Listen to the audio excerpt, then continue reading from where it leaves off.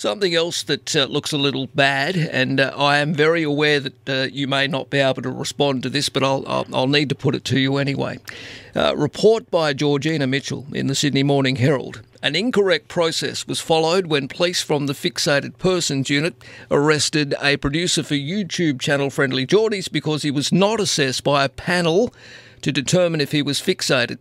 Senior police have told a New South Wales parliamentary hearing. We know the story here. My listeners certainly do. Kristo, 21, was arrested in June, charged with stalking the New South Wales Deputy Premier John Barilaro after he approached the politician twice at university and also on a street near Parliament. Look, it goes on. I don't need to go through all the details because matters are before court, but a lot of questions have been asked, and I receive correspondence daily on this. Has there been a bit of an overreach here by police from the Fixated Persons Unit? Well, listen, the Fixated Person Unit is something that Commissioner Fuller introduced when he was made Commissioner, and I think it is a very, very important unit.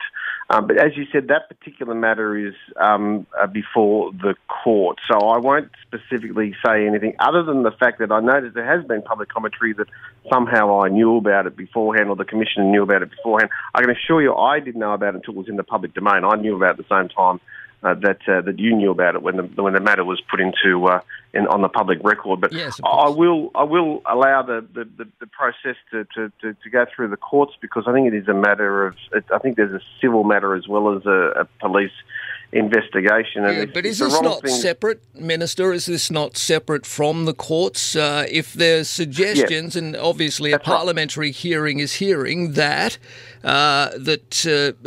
Kristo was not assessed by a panel to determine if he was fixated or not. I mean, if he wasn't assessed by a panel, then why, the question does need to be asked with respect, David, why on earth then was the Fixated Persons Unit involved in his arrest?